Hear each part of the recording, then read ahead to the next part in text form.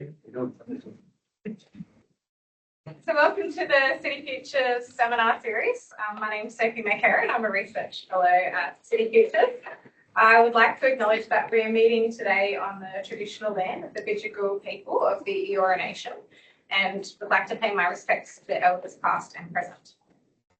For those of you that are joining online, please mute your microphone and turn off your camera during the presentation.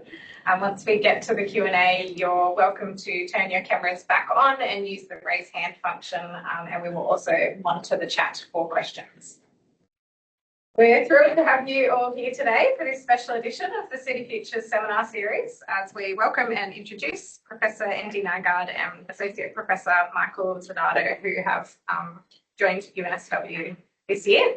Andi and Michael will each speak for 20 minutes, followed by a short Q&A. And for those of you joining us in person, we invite you to then continue the conversation upstairs in the gallery over refreshments. So we're delighted to have Professor Chris Pettit, Director of City Futures Research Centre, and Professor Philip Oldfield, Head of School of the Built Environment, to introduce our speakers. So I'll hand over to Chris.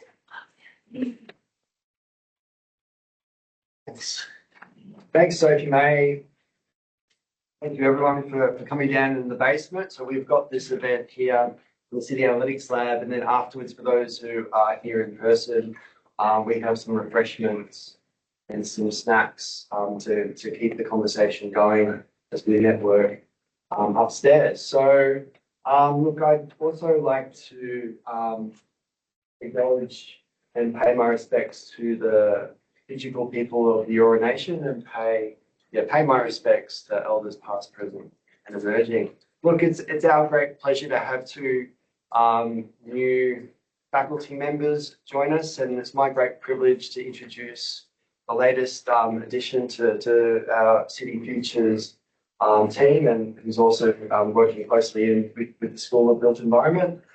We've got Professor Andi Nygaard, who has just joined us recently. So it's Andi's first seminar presentation here, part of our series.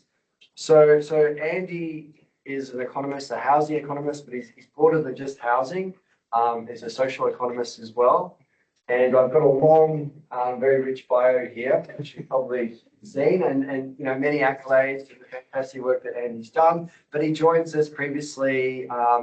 He was at Swinburne University, where he was the director of the Centre for Urban Transitions and also the Swinburne Ahuri Research Centre director.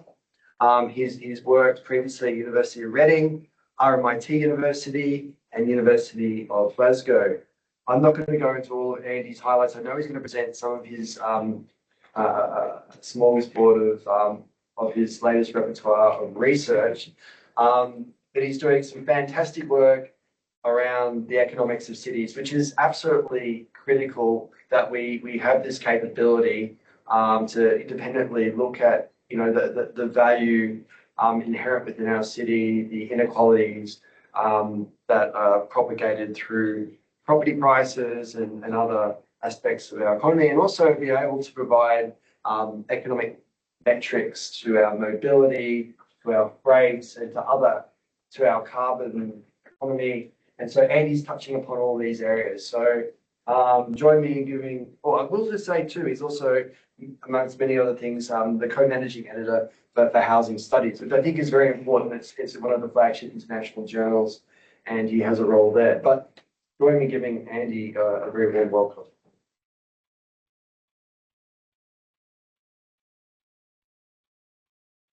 Thank you, Chris, and thank you everybody for coming, and also for the opportunity to make a little introductory talk about myself. I'm not always comfortable talking about myself. I feel more comfortable talking about research, so I'm very glad that you went through my bio, because that takes care of the first slide pretty much that I was going to talk to. But before I get into that, I also would like to acknowledge the Bidjigal people of traditional custodians of the land that we're meeting on, and pay my respects to their elders, past and present. And I think I would like also to recognise that much of what I will be talking about here today takes place upon and is done onto the enduring connections that Aboriginal and Torres Strait Islander people have with this country, and the conflicts that this raises with respect to our shared responsibilities and honour and respect for this land and the stories of this land. All right, so Chris, you worked through my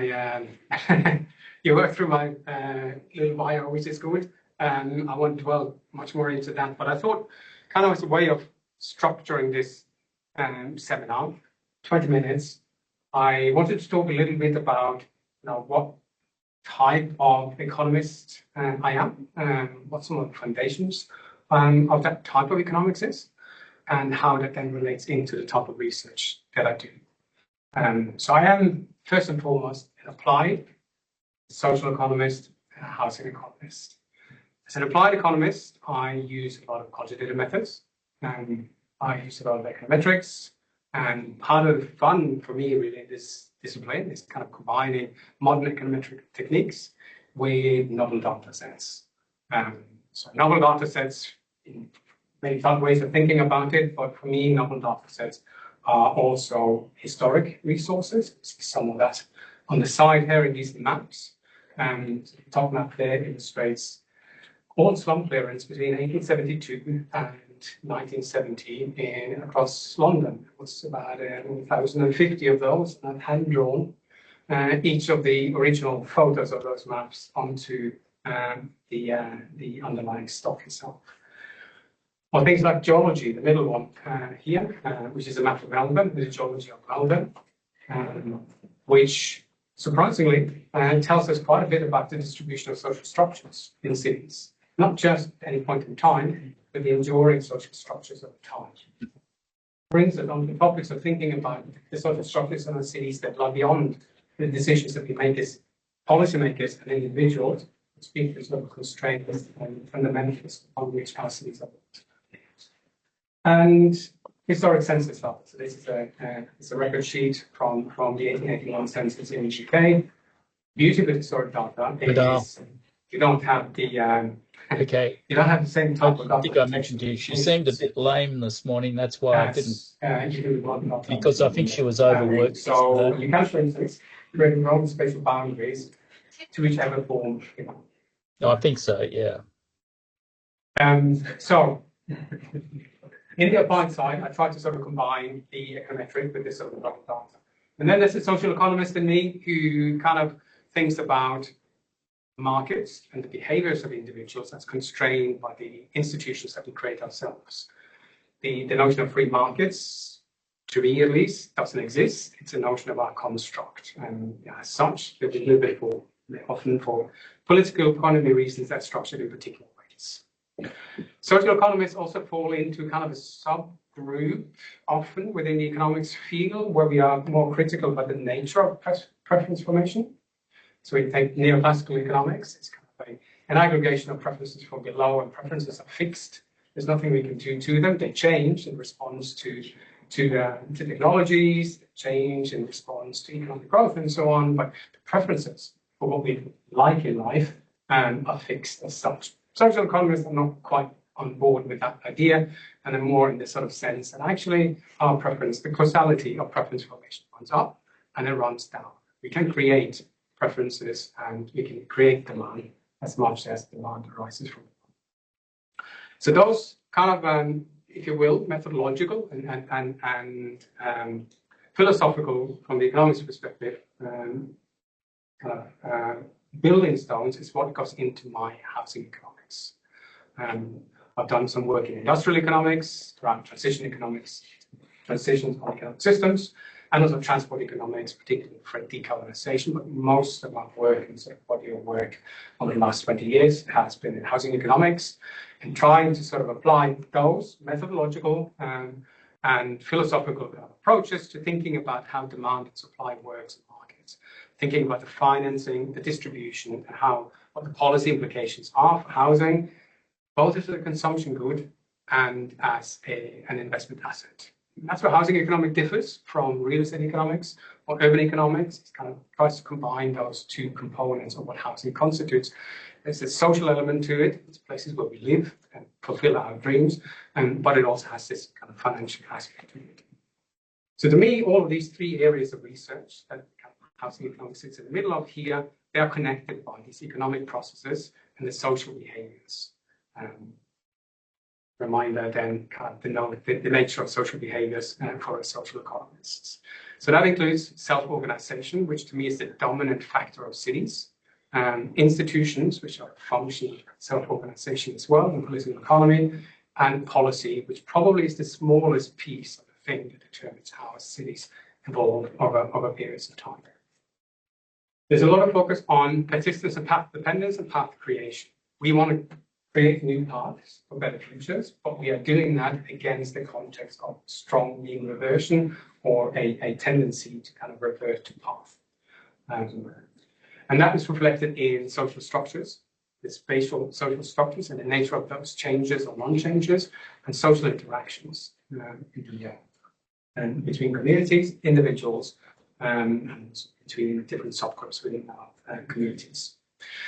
So overall, those kind of philosophical scaffolding is what I apply to thinking about how we generate lasting positive change and just cities. Right. So some of the body of work that I've focused on, I'm not going to go through all the different papers and so on, but I'm going to give some headline categories really to kind of give a sense of what some of this housing economics is applied. There's a lot of work for the last 20 years around affordability modelling, starting out with Jeff Mean at University of Reading, and a long history of trying to sort of empirically model and forecast what's the impact of particularly an increase in supply on affordability, the location of that supply. With colleagues here in the room, there's been work around kind of housing market dynamics, particularly sort of filtering processes and public housing renewal. Again, these are kind of macro processes that kind of sit within the overall functioning of our cities. So those are kind of categorized here under macro modeling, break them up in different ways as well, but that's a sort of macro category. Then the bit that I have particular interest in, because it speaks to how efficient markets can be, and therefore also how efficient thinking about, for instance, supply and demand policies can be, is this notion of slow and partial adjustments in our cities. So decisions we make around housing are very long lasting. Decisions about housing construction or infrastructure construction today, and they last for decades, sometimes centuries, and they kind of create an anchor to what is possible to do in subsequent periods in many cases.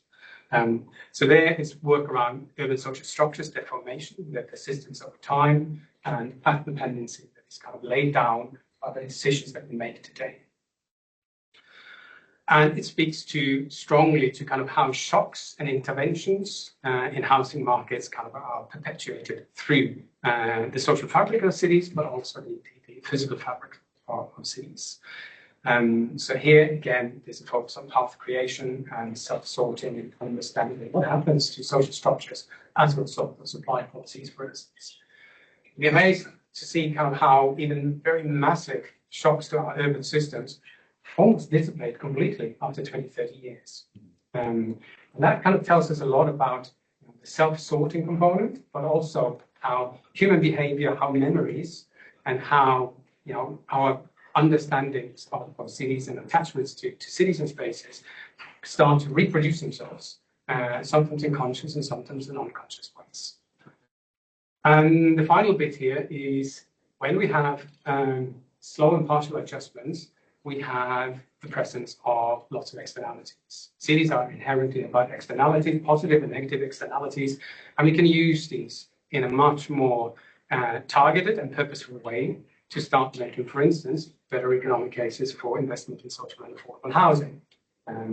Externalities cost society, they cost individuals, and on the flip side, we can use those to avoid those costs and create social value and more generally just and better cities. So, taking that sort of body of research, what I then am going to talk about is a flavor of some of the kind of research programs that I would like to develop here at UNSW with colleagues here in the room, and colleagues across the university. There's more to this, but we only have 20 minutes, and I'll probably use half of that by now. So I'm going to kind of stick to two broad areas. One is sort of obsession, not just in Australia, but momentarily kind of in many Anglo countries about kind of supplying, dealing with housing affordability by just producing more outputs without thinking necessarily very strongly about what those outputs are. So that's a program around the economics of housing affordability and affordability solutions in Australia. And the second program of research sits in this sort of purposefully connecting housing and sustainability and kind of integrating the housing into socio-ecological and socio-technical solutions for well-being and resilience.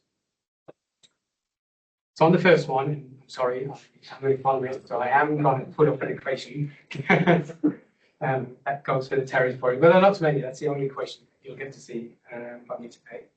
But kind of going a little bit deeper into kind of where economics intersects with so many other aspects of what goes on in this group and this fact. So Australia, we have a target of 1.2 million houses. The UK has a target of 1.5 million houses.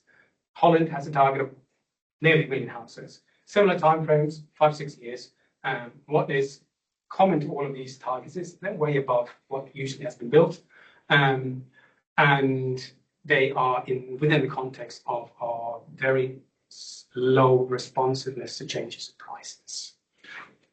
So what the problem for me with this is that is often ignores the reality of how the Australian dwelling production system works. That's the motivations of builders and developers, if you will. And we have very little speculative supply in this country. We have no tradition for kind of overproducing housing any longer. Go back to the 1880s, Melbourne, yes, we had that, resulted in the crash in the 1890s, but we really haven't had a tradition for oversupplying markets with housing for over 100 years. And given the tax and monetary policies that we have, the social norms around housing consumption, the supply side strategy needs to work extra hard, if it even is to have a chance of doing this. And that's what's captured in this equation here, which is sort of a shorthand way of trying to summarize, what historically has been the relationship in Australia between the level of house prices, which is the RHP on the left-hand side there, disposable incomes, which is the first green box, RMID, housing stock relative to popularity to households, which is the HS over HH, and interest rates. And the main thing to come out of this equation is that when incomes go up, house prices go up by even more.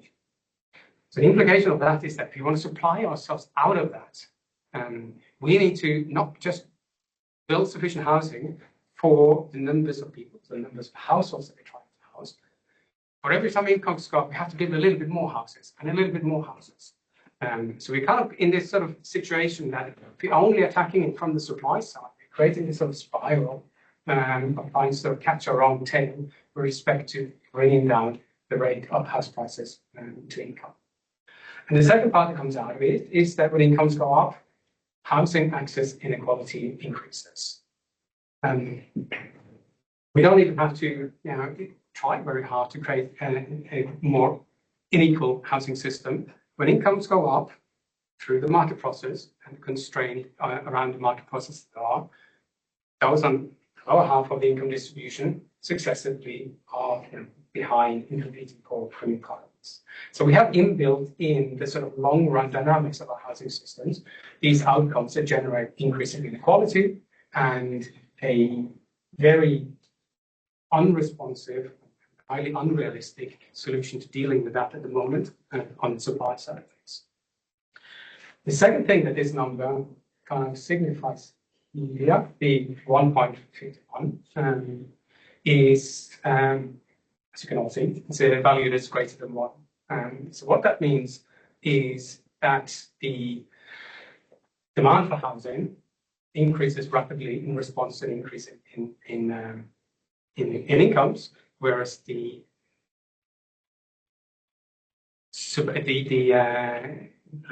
effect of increasing prices is very, very low. So increasing prices doesn't stop us from buying more houses, but more income quickly motivates us to invest more in housing. Part of this goes back to social norms and kind of how we think about the housing system more generally. So we have these social norms around owner occupation. This is the tenure of aspiration. So that's one part of it. But it is also, unfortunately, the reality that owner occupations typically provide us with superior housing outcomes. We have greater level of well-being and security within that tenure, and typically the types of houses that we're accessible through owner occupation is superior to what you would get through rental and through social or through affordable housing. That's not something that is a law. It doesn't have to be like that. That's what we've constructed. So we are constructing into this system reproduction of these sort of drivers of increasing demand for owner occupation. We have, if you will, this incomplete or limited possibility of substituting between tenures and dwelling products and property rights within housing. So that's one of the areas that I kind of would like to build on, particularly with sort of nodes of kind of supplying systems, supplying markets, this substitutability around products and tenure in the Australian housing system as a means of thinking differently about how we deal with the affordability issue. And within that as well, this integration of subnational and national affordability dynamics. If we're going down the road of building housing, then let's at least build the housing in those areas where they're most likely to produce an impact on the affordability dynamics of the housing system. I'm going for time. 3 minutes. For 3 minutes? Oh, excellent. The second bit is this bit about connecting housing and sustainability. And one of the things that kind of my research has shown is, and just mine, but it's kind of this really fascinating research using historic research and looking from kind of housing and urban systems over long periods of time, is that they are incredibly resistant to change. Deep structural change happens very slowly and sometimes not at all. Cities change all the time, but the actual structure of the cities themselves in terms of geographies of advantage and disadvantage, they happen in pockets, but not really at the systemic level. And that leaves us with a bit of a problem because temporarily, large and small shocks tend to dissipate. We have COVID, in COVID islands, we have affordable housing policies. Now, thanks to climate change, we mostly experience this as a succession of temporary shocks. Our ability to internalize those shocks into systemic change is fantastically incompetent. We do very little in response to it. Once we've ridden over the wave, we fall back on doing things in a very similar way to change. Fundamental processes, social, economic, and technological, they do change systems and they do change the structure of cities to some extent, but they are very slow.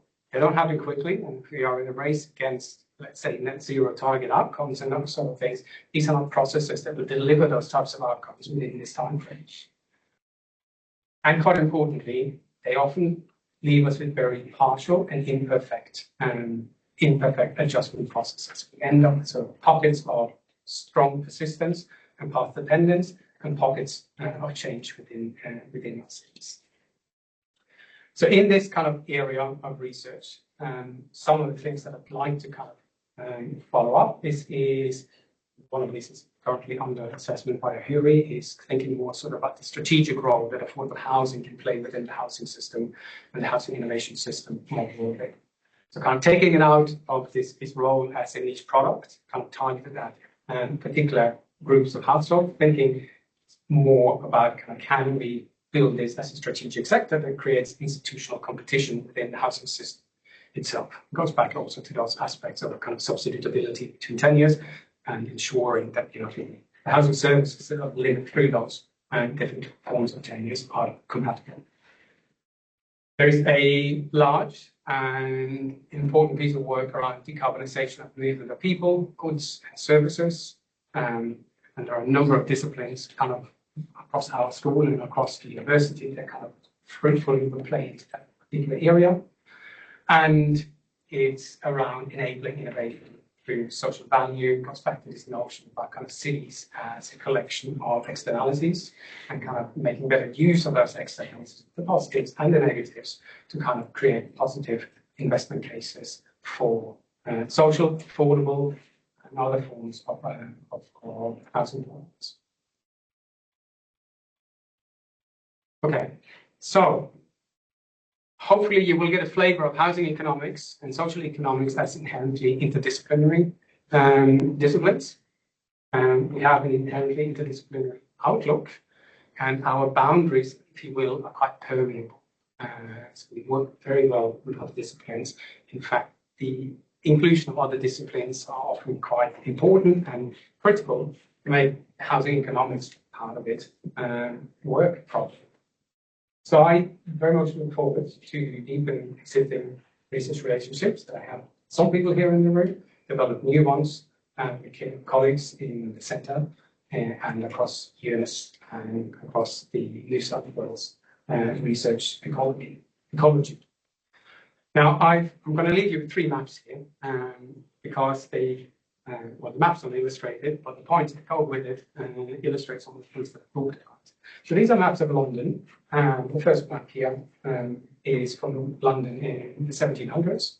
London was quite a small place at that time, mostly built up around the city and with some armies going out to Westminster.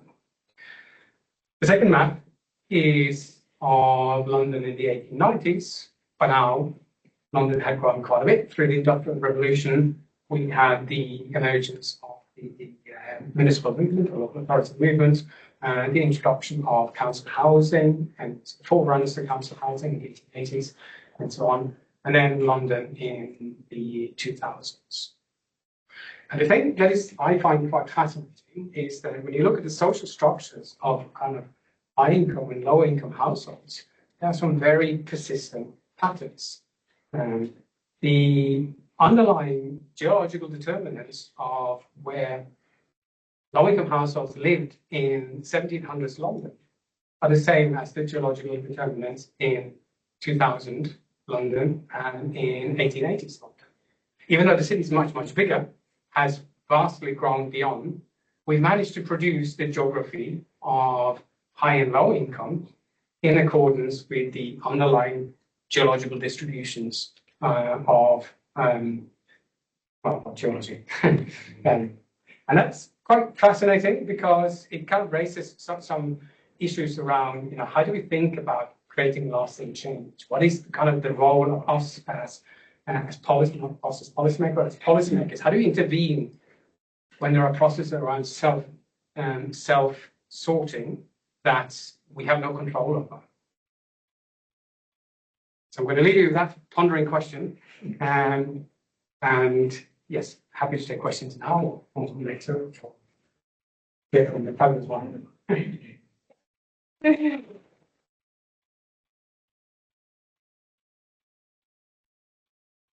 Questions at the end.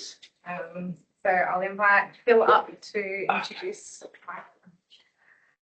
Hi everybody, good afternoon. So I'm going to introduce Michael. Associate Professor Michael Zanardo is a registered architect, a registered urban designer, and director of Studio Zanardo, an independent consultancy working at the intersection of policy and built form, specialising in housing and in particular public and affordable housing. Now, Michael has an enormous experience in housing and architecture, most notably being a consultant on the residential flat design code, which we now know as the ADG, the Common Design Guide, project architect on the Sydney. Oh, something just disappeared in front of me, but I didn't touch it, honestly. Project architect on the Sydney 2030 Affordable Housing Demonstration Project in Glebe, and lead architectural consultant on the award-winning Urban Tree Canopy and Development Controls Project for the Department of Planning. Now, Michael also has 20 years of teaching experience and recently joined UNSW as Associate Professor in Architecture and Housing. And Michael's title, that title itself, Architecture and Housing, is very purposeful. We have a lot of academics in our architecture program who deal with housing across the country. A lot of architecture academics who deal with housing, but very few have a dedicated title and role to teach housing and to uplift housing excellence in architectural studios. And I just went up to Michael's architecture studio today. Michael's been teaching all day today and now coming in to give us. The other thing I like about Michael's studio is always baked goods. Well, I always get an afternoon snack, but the student project looks fantastic. They're working with Homes New South Wales, so real life projects. And I think there's very few people in Australia who match Michael's knowledge and experience of housing design and policy, so we're very lucky to have him. So without further ado, over to you, Michael.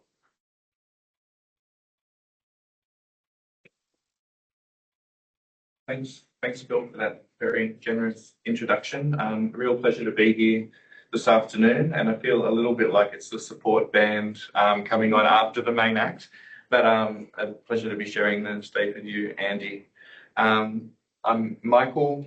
Phil has stolen my first couple of slides of material, but I was appointed in February this year. Oh, that'd be great. I was appointed in February this year as an education-focused 0.3 fractional to teach the housing stream of the Master's Studio. So, but even though I am education-focused, I also have research interests, so I'd like to share some of those with you today. I'd like to acknowledge the Gadigal and the Bidjigal people of the land which I live and work. And I love this David Moore photograph because you can see that country is always ever present, and even underneath our modern metropolis. I'm a man of many hats, 30 years of practice experience, 20 years of teaching, and 15 years of academic research.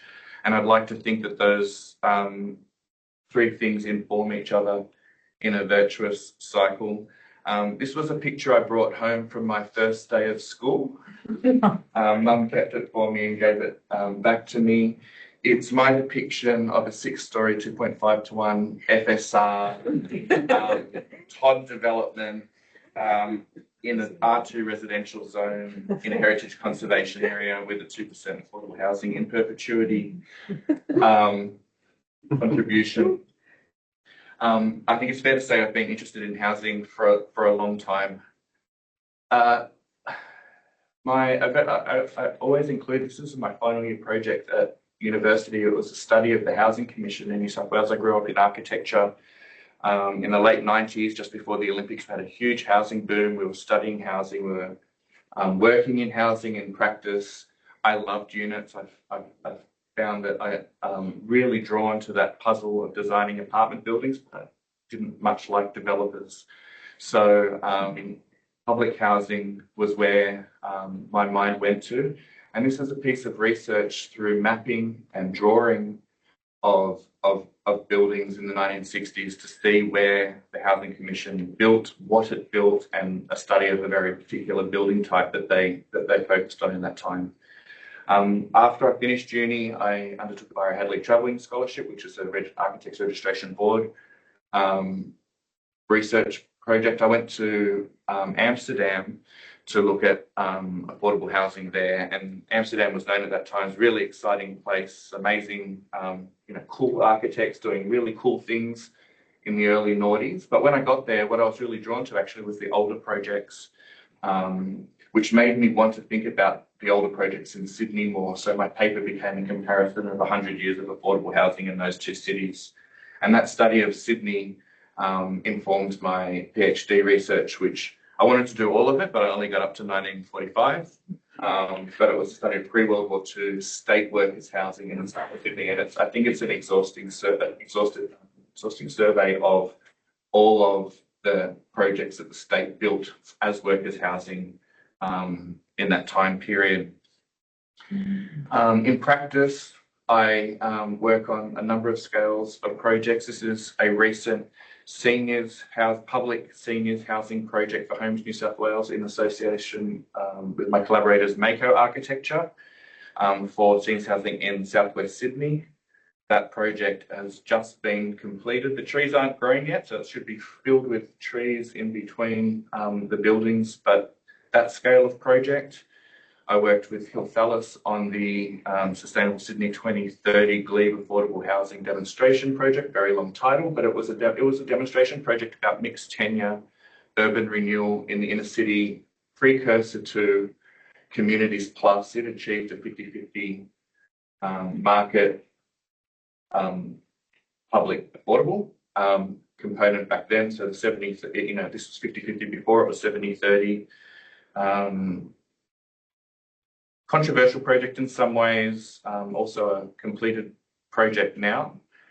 So at that urban scale, we worked on the rezoning, feasibility, and development application, and other people filled in the project, including the award-winning Blackwattle Apartments there in the bottom left by Turner Architects.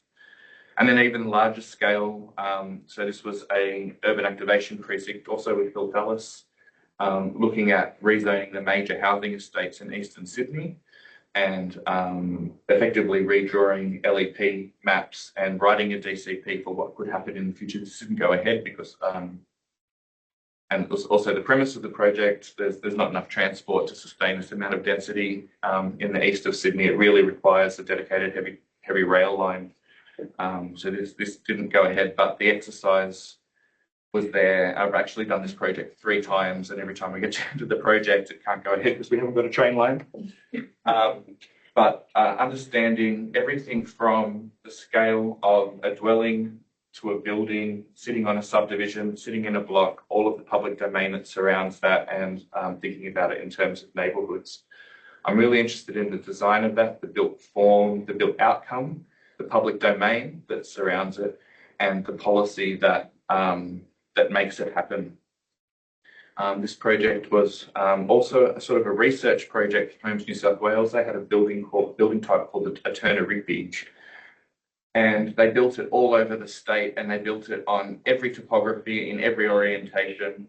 And they're all the same age. And the project was, how can we upgrade these buildings? And it was really interesting because the building was always the same, but the site was always different, which is usually the other way around. One of my career projects is the working on the residential plat design code review, which became the apartment design guide. I would say this was a research project. It was 2 years of my life. We worked with environmental scientists. We worked with lawyers to review the first one, to write the second one. So it was every comma, every full stop, every sentence, every drawing we reviewed. And one of the sentences I'm most proud of is these 12 words that I wrote was, a window should be visible from every point in a habitable room. Up until that point, it was possible in apartments to have internalised rooms and also snorkel bedrooms where you'd get a bedroom with a little corridor out to a window. This sentence stops that. So I'd like to think since 2015 when this came out, there's hundreds, possibly thousands or tens of thousands of bedrooms that are better off for this sentence. And really it comes from an understanding of the drawing and design of the building to be able to write a sentence like that to make that kind of change in built form. Another career project that I worked on, this is Dr. Libby Gallagher. I should say that the work on the apartment design guide was also with Dr. Libby Gallagher and Dina Ridenauer. We were the lead consultant team to the Department of Planning. This project with Dr. Libby Gallagher, who's the amazing landscape architect, was the last in a series of 4 projects about canopy in Sydney and how important it is as our main tool for urban cooling. And it was a detailed study of different building types in different zones at different scales, and developing a suite of controls for deep soil planting, which would allow, normally you would measure canopy as a percentage canopy cover from the sky, but it doesn't help you know how many trees, who owns the tree, where the tree is planted.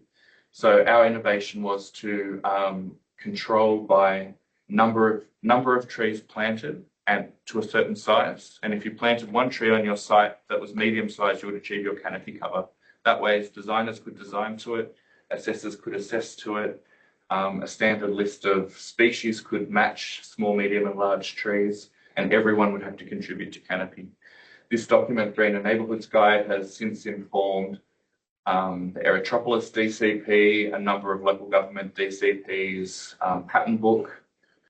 So it has been it's been a background document, but an influential document in that really big problem of urban cooling and canopy cover.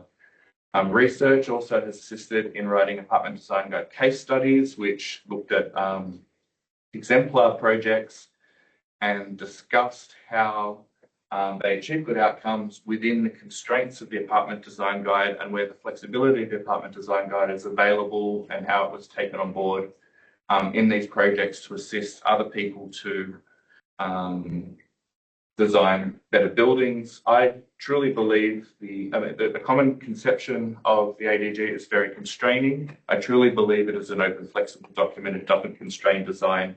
It just helps us get to a good minimum level for housing. These case studies help to advance the cause of design. Other activities I undertake is design review for a number of places: Ku-ring-gai Council, City of Sydney. I've just been appointed to the State Design Review Panel for the Government Architect's Office. And I also follow these things through as an expert witness in the Land and Environment Court. I'm really passionate about how good design outcomes in architecture and urban design flow through policy and writing policy that enables and assists to achieve good design and good amenity in the places that we live. I also do other sorts of activities. City of Sydney's Housing for All Advisory Panel. I've been an advisor to the Sydney Architecture Festival on affordable housing. I used to be a board member of Shelter. I've worked with the Institute of Architects on housing things. And also bringing this message to the community. So I'm very passionate that I think architects talk to themselves too often. And it's really important to talk about design in plain language with the community. So this was a talk series that a colleague of mine, Sam Regoli, and I ran for 12 years in the Inner West. We ran 36 talks. We had almost 100 speakers talking about good design outcomes in the Inner West using built projects that people could visit and go and see for themselves. It wasn't about the architect who presented. It was about, so this topic was affordable housing and Nightingale housing. And we just happened to have SJB along to present their project. I've also written a number of things for architecture journals and architecture books, sort of historical and opinion pieces. I worked with Dr. Andi Boyd to develop this affordable housing Sydney map. We had a map in our heads of where all of these projects were, but we wanted to share it. So it's the first time that these projects have been mapped. Each of the descriptions of the projects, when it was designed, who it was designed for, who designed it, and a short blurb about important architectural features of those buildings, and a short blurb about the commissioning bodies. So it's a little history of affordable housing in Sydney and sort of spatial distribution and architectural understanding. I was fortunate to be co-guest editor for the Architecture Bulletin, an issue called Housing for All, and curating a series of pieces from architects thinking about housing. So this is sort of feeding back into the profession with these ideas. So a few conference papers over the years, Sahan, so historical, but also Housing Researchers Conference and Urban History Planning History Conference. I have worked on a Nahuri paper. This one is actually with Bruce. Back in the day, it was led by Ilan Weissel. I was brought in as a young architecture consultant to look at some plans of housing and discuss qualities of housing. In a Nahuri report, Peter Phibbs told me it was the first Nahuri report that had ever looked at architectural plans of housing. I'm not sure if that was a throwaway line or not. I was a Rockwell resident in architecture at Sydney Uni. They started a program 3 years ago. I was the first recipient of it. It had a research component. I looked at the history of local government public housing before World War II as a component piece to my another piece to my PhD, and looking at the building research through drawing and also research through photography. What can drawings and pictures say about buildings that words really struggle to? It's sometimes true that a picture can tell 1,000 words. Part of that was also teaching. So the local government, that study of local government public housing led to this project for the City of Sydney. And here are my students presenting at Town Hall to Graham Yarn and all of the some of the councillors and staff and other representatives from government bodies and industry bodies. The following year, we ran Waterloo South because it was the current master plan. And students again presented at Town Hall to Housing for All working group and a lot of the city staff and councillors, but also got the opportunity to present to Minister Jackson and Home CEO Rebecca Pinkston. So it's really, students' work and research and design escaping the walls of the university and having kind of broader impact. I believe that model of Waterloo is still sitting outside Rebecca's office almost 18 months later. Research into Waterloo fed into a paper I wrote with my colleague Alistair Sisson, also Cameron Logan and Rebecca McLaughlin from Sydney Uni. It was a paper about, it began before the latest Waterloo announcements, it sort of finished after, so it was sort of caught in between different announcements, but the paper argues that a lot of the housing down at Waterloo is actually very good quality housing. It's solid brick. It is, there's windows on 3 sides. There's some great amenity for, is it necessary that we knock it all down all at once for these projects? And we argue that through the paper. There's some historical stuff about how the projects came to be, why it started with 3-story walk-ups, ended up with towers, so some historical, and our kind of bookends it with those sort of larger arguments. It became a conversation article. Also very fortunate to work with Catherine Gilbert at Sydney Uni. We were really interested in that inclusionary housing policy when it came out and wrote a research report for Shelter and gave a national parlour talk about affordable housing. Recently, I've been at my appointment finished in August, but a 1-year research fellowship with Monash University looking at modern methods of construction for Homes New South Wales.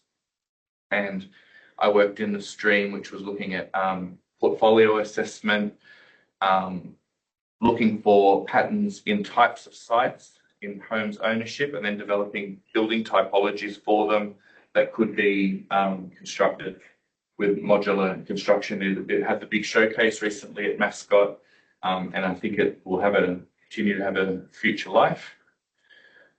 And my last slide is my project for summer. I've been asked to work with Paul Karakusevich, a social housing architect from London, who is doing a global survey of public housing in world cities and wanting to compare them from the 80s onwards. And I'm looking for collaborators on that project.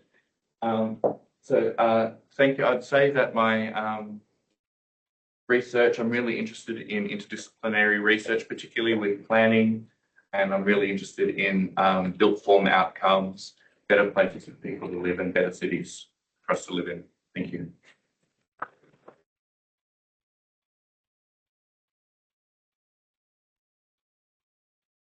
You're welcome to Stay up there. Yeah, stay up here. And if you want to jump up, Andy.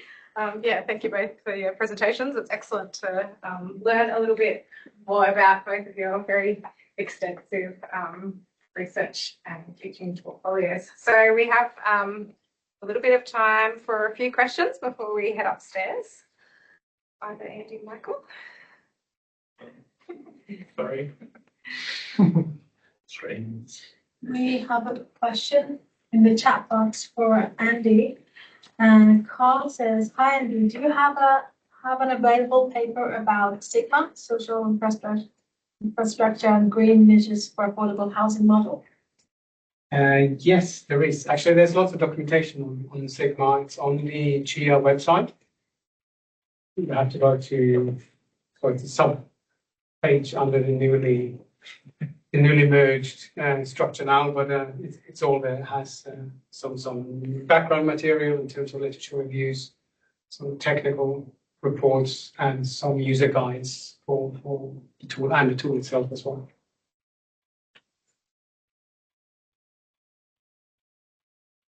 I've got a question for Andy. I thought your comments around the geology and of cities and the way geology could shape or drive sort of long-term urban social structures. I was interested if you could say a little bit more about how you think that works. Like, is it just that there are kind of naturally more desirable areas that those with resources are able to kind of monopolize or push other people out? Or because in your example, you mentioned it's where lower income people tend to end up is determined by that, where I would have thought it was where wealthier people tend to end up, because like the beach in Sydney and stuff like that is a good example. Yes. Well, the thing is, higher income people have more choice. So as technologies and cities change, higher income people, like under gentrification processes, for instance, have choice in where to locate in the urban system. Whereas lower income households don't have that element, so they often end up with less desirable parts of the city. But going back to kind of how they form in the first instance, it has to do with kind of what are more attractive and less attractive areas to begin with. So in the case of London, for instance, different types of soil are associated with different types of housing quality. The Geological Survey, actually the founder of the Royal Geological Society, did a survey in the 1880s around the desirability from a housing perspective of building in different types of soil. Concluded that you build on limestones and these sorts of things. The inner comfort, the thermal comfort of the properties, and the lower levels of dampness make these more attractive. Whereas if you build on things like alluvial plains and that kind of thing, the thermal comfort is much less, and so less desirable. And in the market price system, what happened was that, surprise, surprise, richer people bought the lands and built big houses on top of those limestone structures, whereas we build cheaper houses on the alluvial plains. So once those structures are in place, they kind of create a lasting legacy. So as technology changed and as cities expanded, lower income households, some of those areas that had the lower income households, if they became sort of inner city locations, they would gentrify. The lower income households would be pushed to new areas of alluvial plains because, again, they were less desirable. The limestone-based houses, and in London, that's a little bit of the outskirts. So let's say sand, which is better, has greater kind of permeability and more representative. They have changed much more over time as kind of gentrification processes, technological processes have changed. So we had a period of strong suburbanization and higher income households moved out of the city. Those structures were then subdivided. And what has happened now, nearly 120 years later, is that it's become more fashionable to live in the inner city, and suddenly those properties that were subdivided are no longer subdivided, and higher income households have moved in. But the thing that kind of drives it over time is the structure itself that was laid down 100, 200, 250 years ago. That's the bit that creates the path dependence. So the geology is kind of the foundation of where those cities arose. And what we built on top of them as a result of those market processes is what creates the long-lasting effect. We now start correlating that with planning bylaws and kind of planning the application of planning in London. You'll see then those areas that, geologically speaking, in the 1800s had more desirable areas also apply planning regulations in a different way than areas that had less desirable. It's the same planning regulation. So we get these sort of confluence of the physical structures that we build and the norms and the social structures that kind of sit on top of are associated with it. And that's the bit that kind of creates that reproduction over time. Yeah, really interesting. Thank you. Sorry, in a shorthand way, trying to. Well. Thank you. Did you want to introduce yourself? Sorry, I should have asked you to do that as well in the interest. Tim Sneesby from Local Council. I'm probably a building practitioner here, maybe. I'm not sure. I managed to sneak in behind some academics. Thanks for the presentation, both Michael and Andy. It's really edifying. Particularly today, you might have seen them in the media that the notorious research institute Bratton have spoke about how we can cut house prices by $100,000 in a decade. In the vein of that supply approach. So, as a practitioner or someone that works in strategic planning, been a really depressing time the last 18 months, you know, in Sydney, but I think probably all across Australia and in large parts of, you know, the UK as well. So, so I suppose it's good to come here to get some inspiration and maybe a little bit of therapy just to see some of the things you're saying. But, you know, we've got this basic sort of high school level research getting published in the media and getting a lot of traction and influencing policy debates. Whereas, you know, some of this amazing research, and I've seen some of the research you've done in the past as well, doesn't seem to get as much traction amongst politicians and the media or even practitioners. So I suppose if I can quote King Theoden of Lord of the Rings, that what can men do against such reckless hate? Not gender-specific men. You know, and it also applies to the ADG, like, you know, the New South Wales Productivity Commission came out and had a good go. You know, so there's this whole trickle down housing, you know, attacking things like design, but also attacking just the planning system in general, and this idea that we can just build our way out of the housing crisis. So what can we do? I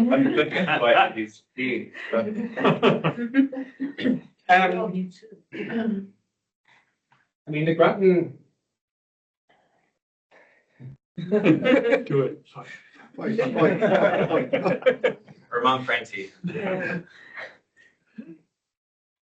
The theoretical perspective is flawless. Let's put it like that. If you oversupply the market, yes, you will create downward pressures in prices. I have no issue with that reasoning. What I have an issue with is the assumption that we actually will oversupply the market.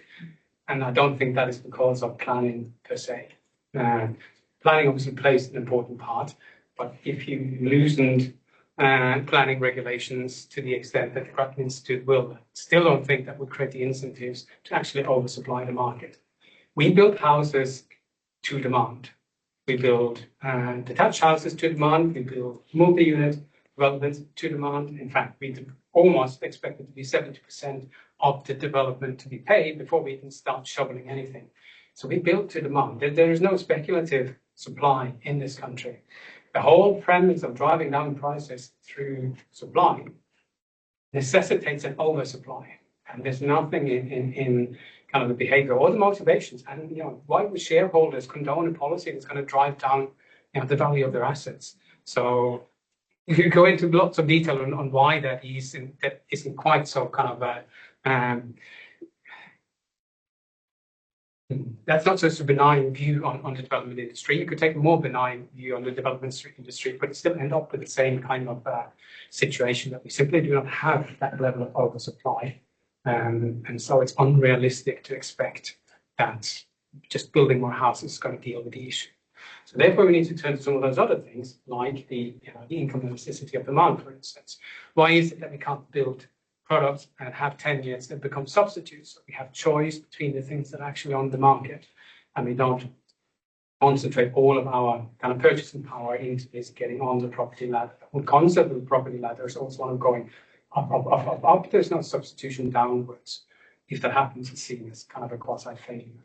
But there are lots of things we can do that sits in the design space, for instance, of making properties much more substitutable. If properties in kind of apartments were seen as substitutes, straightforward, for owner occupation. Yes, many apartments are owner occupied, but there's a correlation between rental properties and apartments and detached houses and owner occupation. But if you could manage to kind of bring up the substitutability of the products in the 10 years that we have, we wouldn't need to supply that many houses to achieve those effects. Same as on tax policies and interest rates policies and so on. There are a lot of things we can do to lessen the burden on a supply strategy to deal with this, but we have no, again, political incentive to do so. So ultimately, I don't think anybody wants to deal with housing problems.